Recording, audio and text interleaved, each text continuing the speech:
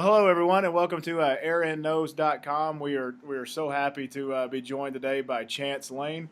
Chance is with SKF Bearings, and just in case this is the first time you've watched the video, we have another one up with the Pros Company about rebuilding compressors and some natural gas transporting into industrial air type information. So that's available as well. So we're very excited to do this. We're going to try to do this at least 3 times a month, and we sure appreciate Chance being here with us today. So, Chance, with that being said, just allow you to introduce yourself, and could you give us just a little bit of background and how you got into working with SKF and some of your background working with bearings? Sure. Good morning. My name is Chance Lane, and I am a territory manager for SKF. And my background is I have spent the last 15 years in industrial sales. 2 years with SKF, 7 years with another company, also a bearing company, and then before that I was in the power transmission industry. Okay. Call it the gearboxes, chain, belts, drives, and so forth. But the last 9 years have been dedicated to bearings. Okay. Well, good. Well, and just so we'll with the questions that we'll have, just anybody watching, we'll make sure Chance's information is available. So if you have any follow-up questions, you can feel free to reach him directly or post it here on AirandNose.com, and we'll round up the answers for you. So, we're just going to go ahead and jump into the interview if that's okay. Can you kind of just give us a high-level overview of just some of the popular different types of bearings that you guys have, and then kind of explain what their purposes are, just to start high level? Sure. Well, SKF is a worldwide bearing manufacturer. We are a leader in the industry. We have a lot of different bearings. There are what is commonly called in the industry as naked bearings, which a naked bearing would be an unmounted bearing. Okay. And then you have mounted bearings, which would be the bearings that are already come to the end user in a housing. So between those two bearings, there's deep groove ball bearings, there's cylindrical, there's tapered, there's spherical, there's angular contact, and then you have all of the mounted bearings, which would be just like your pillow blocks, your flanges, so forth like that. I believe you asked what the common uses were. Mainly deep groove ball bearings you're going to find used in pumps, motors, the fan applications. Same with the angular contacts. Each one of them has a specific, they may look the same. Right. The bearing may be the same width, bore size, diameter, whatnot, but the internal geometry of a bearing decides, okay, can it handle a thrust load? Can it handle radial load? And that's really where the difference is. Okay. Deep groove ball bearings do not handle load axial going across. They strictly handle the straight up and down, the thrust load. Okay. So, this for the industrial air side, as you see these air compressors, what would you say is the most out of those types of bearings? Is there one specifically that relates a little bit more to the industrial air type compressors or the manufacturing industry in general, or is it kind of all over the place? It's kind of all over. What I mainly see would be the angular contact bearings and the deep groove ball bearings. Okay. Well, that's it. I always tell people in the industrial air side that these compressors and the different things that are going into industrial air are kind of the heart of the economy. It's driving manufacturing. I mean, anything that industrial air is used for, and a lot of times people don't know what it is. And I'm sure the same way with bearings. I mean, if they don't get quality, kind of speak to that just a little bit. I mean, the quality of bearings that you're purchasing from SKF, or how can you kind of define some of that as you see different types of quality of bearings? Well, that's a great question. The bearings are going to be, you have what they call Tier 1 bearings. A Tier 1 bearing is if it is found in the automotive world, specifically purchased by your major car manufacturers or any of your car manufacturers. Okay. That would be a Tier 1. There are only, in the world today, there's probably 7 Tier 1 bearing manufacturers out there left in the world. All the other bearings are there could be 150 or more of the other bearings. Right. You know, go ahead. The difference of those bearings is going to be the actual steel. That steel is very important. Okay. And I never realized this until they started talking about dirty steel. So the ingredients that are used to make the steel for a bearing, because a bearing is a highly precision piece of equipment. Right. A component. And probably more so than what people realize, I would imagine. Right. So if you have a bad steel, suddenly you can have some soft spots in your steel. That bearing's not going to last like it's supposed to. That's really where the difference is between your major manufacturers and your others, as well as just the quality of the end product when it's come out. It's always the same. Well, and yeah, and to that point, it's old garbage in, garbage out type thing. So y'all, with that, and that's really interesting. I didn't know that. So it really has as much to do with the direct materials going into the bearing as much as anything else, huh? Yes. Okay, that's really good to know. And again, it's so fascinating to me how many bearings are out there in general in the economy, and what an important role they play. And the quality that you guys put into it. So that's good to know. Can you talk about and to that point? So you've purchased this quality bearing. Kind of talk about if you don't use it immediately. Can you talk about the storage of the bearings, and is it important where you store it, how you store it, those types of things? Yes, it is. You want to make sure that your bearing is stored flat. And as I talk my hand, you can't see it there, but that's right. You don't want to make sure that a bearing is stored upright. Okay. And so like all of the weight would be on that very bottom section. You don't want to do that, because what happens is you have all of the vibration. You'd be surprised, even in your home, even where you're sitting right now, there is vibration. Everybody moving, walking, the traffic. So that vibration travels. It'll travel through a bearing. And when you have the rolling elements that meet the raceway, if it is not rotating, you have vibration, and it'll start to cause issues in the bearing. So by storing it flat in the box, in the original box, in the original package, because it will be packaged inside that box, storing it flat will make your bearing, it distributes the load equally among all the elements. That makes it so instead of getting concentrated in that one part, it spreads it out through the whole bearing. Exactly. Well, let me ask you this: vibrate. When you think of vibration, you think of an earthquake or something massive. So can you talk about vibration just a little bit, and what you're really talking about there? The vibration could be from your fork truck, the traffic in the plant, and just the ground is moving at all times. Or if you're like me and you live near a military base, you have the bombings and the house shakes. Okay. It happens all the time. Wow. But what happens is that vibration will travel, and it travels to the farthest point. It's just like an earthquake. It gets bigger it's bigger right where it's at, but sure. Those shock waves go out. Right. The same thing is happening, and it will travel through the metal, and that's where the vibration is just so important, because once it starts, you can misalign the balls or the elements. It creates damage in the bearing, and then you have that damage has to go somewhere. Right. Now you've eliminated your life of your bearing. So by storing it flat, the other thing is we talked about storage. You keep it away from a wall. So if you in your bearings, don't store them on an external wall. Keep them off of the wall in the middle of the room. That will even help that much more, because of the traveling between the walls. That's fascinating, and I would be willing to bet that's not something people think about in a given day. Just like you store anything else, you may just throw it on the shelf or something like that. So that's really, really good information, and something we can keep. We even recommend if you could put a piece of small rubber on your shelf. That's a good point. That much more dampening to keep that vibration from traveling there. Okay, no, that's a great point. Well, and speaking of vibration, do you guys have so if it's vibrating in storage that much, what about in operation?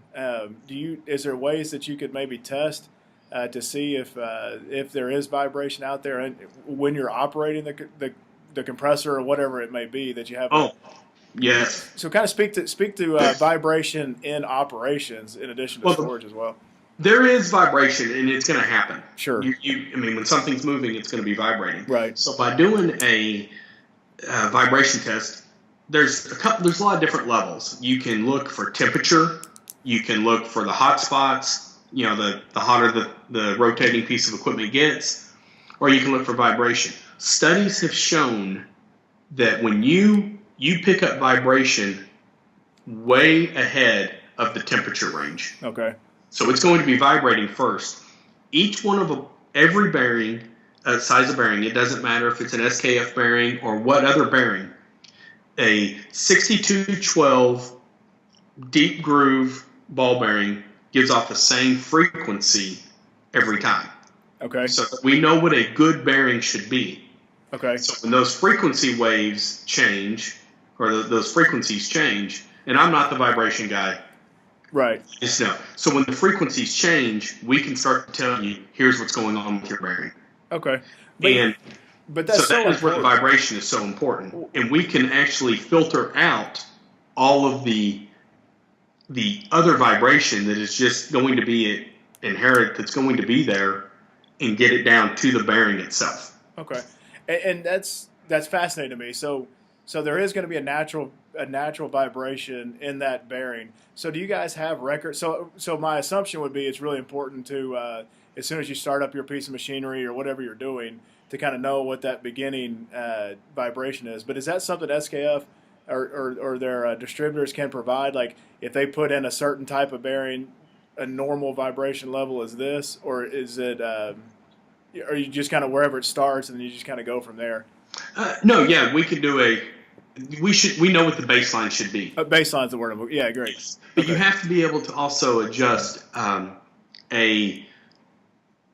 the air industry, you're going to have, let's say, on a cruise ship, you're going to have more vibration on a cruise ship or a train. Fair. So the application. Right. So you have to also know the application because you're going to have just inherent more there than what you do sitting on an oil rig is going to have more. Gas is going to have more just because of everything else going around than just it sitting in a food plant, for example, that is just stationary and very not moving much. Okay. No, that makes sense. Well, we'll kind of jump into some other things here, but that's great information on vibration in general. So if somebody's going to do something and put the bearing on, can you kind of talk about some of the applications as far as like mounting and clearances? How does that kind of walk me through that process? Best practices, so to speak. Too often when you get your bearing and you're going to go to mount it, the very first thing that people do, and we all do this, you pull it out of the box, you put it on your fingers, and you spin it. Yeah, it's kind of natural, huh? Natural. Right. Not good to do because suddenly it is a very, as I mentioned earlier, a bearing is a very precision piece of equipment. So you want to try to keep it also out of the elements as much as possible. Okay. So we recommend before you've even, don't open it up out of the box. Do not open it up out of its package until you are ready to use it. Okay. The first and most important thing is make sure the bearing that you are replacing, you're replacing like with like. So if you're replacing a 6210, make sure you have a 6210 in your hand. Okay. There is a difference. A 7210 looks the same. Well, for the most part, it's going to be the same bore size. It's a totally different bearing. Wow. So you need to make sure that you're putting like for like back in. The other thing is make sure when you mount a bearing, make sure your shaft is clean. Make sure your shaft is in good condition. Okay. Because a lot of times when you're replacing a bearing, what happened to the shaft? Did it get destroyed? Did something happen to it? Right. Even in the dismounting of the old bearing, did we use the old cutting torch and damage something? Fair. That's a good point. So we say clean your shaft. Even if you get a shaft from your OE, measure your shaft because sometimes the OEs can be wrong as well. Wow. So we also say measure in 3 places to make sure it's not out of round and that your shaft is within your tolerance of what you need, and then you can mount your bearing. 4-inch and down OD, SKF says it is not recommended but it is okay to cold mount that bearing. Okay. When I mean cold mount, you don't have to heat up the bearing. You can actually drive the bearing on the shaft or into the housing without having to heat it up. Okay. Now, if you're going to do that, too often people just take the big hammer and just start hammering away. Right. Not good. If vibration and that little amount is bad, I would imagine a hammer can't be a good thing. Right. So if you are going to have to mount your bearing and you don't have a heater, we actually recommend finding yourself a piece of UHMW plastic. Don't do brass. Never go metal to metal. Okay. Don't even do wood, because those small wood chips can break off. Man. Okay. And so we say use a piece of hard UHMW and hit on when you mount a bearing cold mount on if it's a shaft fit, you want to press on the inner ring. So when you mount a bearing, press, you want to hit or hammer lightly or tap lightly on the portion of the bearing that the fit is. So if it's a shaft fit, you on the inner ring. If it is a housing fit, on the outer ring. Okay. But we actually recommend you would heat your bearing to mount it. That's a good point. So if I had to summarize that, details matter, it sounds like. Yes. Because you've got to check all that stuff to make sure you're putting the bearing, the good bearing you just bought, to make sure you're getting that on your piece of equipment right. And to that point, what about lubrication? You dump the thing with oil. Is that better? Grease? What's kind of some best practices as far as lubrication goes? It depends on your application. Okay. Sometimes grease is good. Okay. Sometimes you're going to find that they're in an oil bath. So it all depends on what your application is. It also depends on your speed. Okay. You can get more speed out of oil than you can grease. Okay. Just because the only difference between a grease and an oil is the thickener.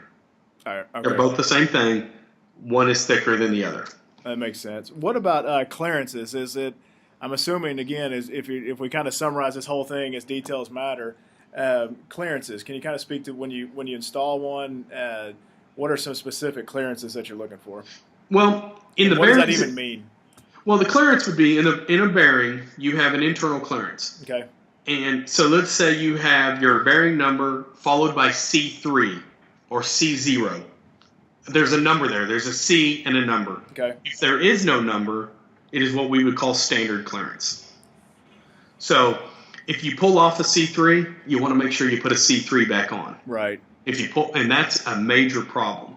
The bigger the number, the more clearance there is. And what that clearance is the space between the rolling element. So let's say the bearing is held like this, okay, and you squeeze it together. You're holding it vertical. Right. Squeeze the inner ring and outer ring together. It would be the space between the top of the ball, or top of the top rolling element, and the outer ring. Oh, that okay. little gap there, and it's in microns. It's very minimal. Right. The reason is what happens when things start running? They get warm. When they heat up, it expands. Okay. When you take out the clearance of a bearing, when it expands, if those rolling elements don't have the freedom to roll within the bearing, within the raceway, something's going to give. Okay. That's why it's also important to make sure you have the right shaft. If you have an oversized shaft, you've already taken the clearance out of the bearing because you've had to squeeze on so much tighter. If Okay. you're undersized shaft, well, now your bearing is loose. But you will create heat, and heat is the number one failure for bearings. Oh wow. Okay, that's good. That's good to know. Well, let me ask you this: if heat, correct me if I'm wrong, but if heat's the number one reason for a failure, and that heat is generated by the clearances becoming smaller, why not have? So if you're putting one on, why not go up one to have a little bit more clearance there? Can you talk about how the larger clearances can be bad as well? Well, Or I'm because assuming then, they can. oh, very much so. Yeah. Too much is bad. Too little is bad. And the reason is, if it is just slipping, well, now it's creating heat because it's just spinning in there freely. Okay. Okay. So either way, heat could be generated. So important to have. Okay. The correct clearance. The correct. So yeah, so too much can generate heat, too little can generate heat. Correct. Either way, just like anything else, it just needs And to that's be right. the same way with lubrication. Okay. You have too much lubrication. Yeah. I try to always explain it. Try running through a swim pool. Even though you're in a nice, cool swim pool, you're running up to your neck and you're jogging in a swim pool and you jog to the other side. You actually could be breathing hard and actually work up a sweat. Yeah. The same thing. That is like trying to run through all that grease. You create it's friction. The same thing of not having enough grease or enough oil is it's not doing its job and giving you enough lubrication. You have the heat. That's a good point. And I've done that. I've been guilty of that with my car. I'll just put a little bit more in there. It'll be all right. And that's a lot of people. And it takes care of the problem for a minute. For a minute, yeah. Or an hour or 2 hours or right. a day. But it just kind of keeps compounding. Sure. No, that makes perfect sense. That's why lubrication is actually lubrication would be the number one killer of a bearing, but it's heat which generates the heat. Which that makes sense. Well, so we've had a couple of our viewers have asked us if they have a location, and I'm assuming you just spoke to it with vibration, but they've got multiple locations, and a lot of times they may have to transport inventory from one location to the other. Real quick, can you kind of just give us some best practices as far as logistics and transporting these bearings? You have to move them. We have to move them to you, so things move. Fair, yeah. The biggest thing is you will see the guys will take a bearing. They've gotten it in the shop. They pull open their toolbox and they throw it in the toolbox. Okay. So they've already they might as well just drop the bearing on the ground. Yeah, yeah. So put the bearing in their truck gently. Okay. Or not gently, but just don't throw it. Right. They can handle some abuse. We're not hauling eggs here. Yeah. Exactly. Right. Handle it with care. Right. Leave it in its original box. And what I would say, because you know what, our customers are not driving down the smooth highway. Right. They're off road. They're going to their, they could happen to be going a dirt road or crossing railroad tracks or whatever. I honestly would say if they could even wrap it in a couple of shop rags, just dampen that much more. Right. Okay. That's how I would transport it. But the biggest thing is leave it in its box. Leave it in the original packaging. Okay, that's great. Well, it's kind of one thing that we're going to try to do in these interviews. If somebody was watching this and you've heard this before, if they had give me 3 takeaways. If they don't get anything else out of this, give me 3 things about bearings that you think are just absolutely critical. Mounting. Okay. Number 1 is mounting. Okay. The bigger the hammer is not better. Okay. Don't beat on a bearing. Make sure your shaft is clean. Number 2, make sure that when you replace a bearing, you're replacing like for like. Okay. Too often, sometimes a purchasing agent thinks, hey, it's the same bearing. Or they might be stocking. Let's say they have and I use the 6210, a 6210 open, which would be no shields, no seals. It's just a bearing. When you look at it, you can actually see the rolling elements. Well, there's a reason that it's open. Right. So if the one you pull off has shields on it, which would be the metal shields, you need to replace with a metal shield. Okay. Make sure if the one you have is a C3, put a C3 back on. So like for like. One number could really, really matter. It does make a difference. Okay. So number 1. The mounting, yeah. Mounting. Yeah.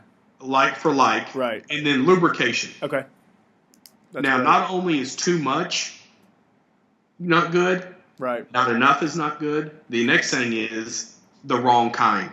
Right. Greases are not compatible. That's a good point, yeah. And so make sure that the lubrication, grease and oil, make sure that they are compatible with one another. Because if not, it will give you a chemical reaction. You're going to have a failure. Okay. And people forget that a bearing may be the smallest and least expensive piece of their equipment. Right. But if the bearing isn't rotating, that equipment's not working. Well, and you're right, and that's what and again, I go back to it all the time. My background in some of the compressor world. I mean, the same way with the compressor. The compressor may be a small portion of that package, but if that compressor's not working, and then to your point, you even get smaller, and if that bearing's off, the chain reaction is incredible. So a lot of times, these little things and what you're saying and details matter and all of that can make such a huge difference in your entire manufacturing process or whatever you may be using these for. So that's a great point. So that's something. I have a brother who's a doctor. Right. And I always tell him, I said, anybody could do that. Try being a bearing salesman. Okay. And my whole point to that, and I always joke with him about that, but think if that bearing quits working on one of his medical pieces of equipment. Yeah. What that does to him. There is a reason. I mean, bearings are very important. People forget that they're when they're running great, things are wonderful. Right. People forget how important they really are. Well, I think that's a great point. Well, I'm going to sum, just kind of like what you said. I mean, there's three things, the mounting like for like, and then make sure you're lubing these things properly. And I'll one more too, and I think you hit on it earlier. What you're putting garbage in, garbage out. What you're putting into these bearings in the manufacturing process of these bearings is absolutely critical. 5 years down the road, when you need that equipment to run, just like what you said, you're about to do surgery or whatever the case may be. These applications are critical. So make sure you're not only buying good bearings, but then taking really good care of it as well. So now, go ahead. Well, one other thing, you made a great point. I'm sure a lot of the guys will have compressors that might be spares. Yeah. Or pumps or motors that are spares. Right. Well, those bearings are being stored in there in a vertical, they're on the shaft. Yeah. They're hanging there. Yeah. We recommend they need to be rotated quarterly, monthly. You have to rotate those. Right. If not, you have the same thing of it just sitting there. Well, that's a great point. So if you are storing your compressors or any rotating equipment for that matter, to that point, make sure you're rotating your equipment as frequently as possible. Right. And mainly, I'm assuming, just consistently. So, well, Chance, listen, man, I can't thank you enough. I'll let you get out of there. I know you got a lot of stuff to do. So I sincerely can't thank you enough for taking the time to be our expert today. If you guys have any additional questions, anything you wanted to talk about more, let me know, and I'll get with Chance. And again, I just really appreciate your time. My pleasure. Thank you very much for having me. All right. We'll talk to you soon. Bye, Chance. All right. Bye.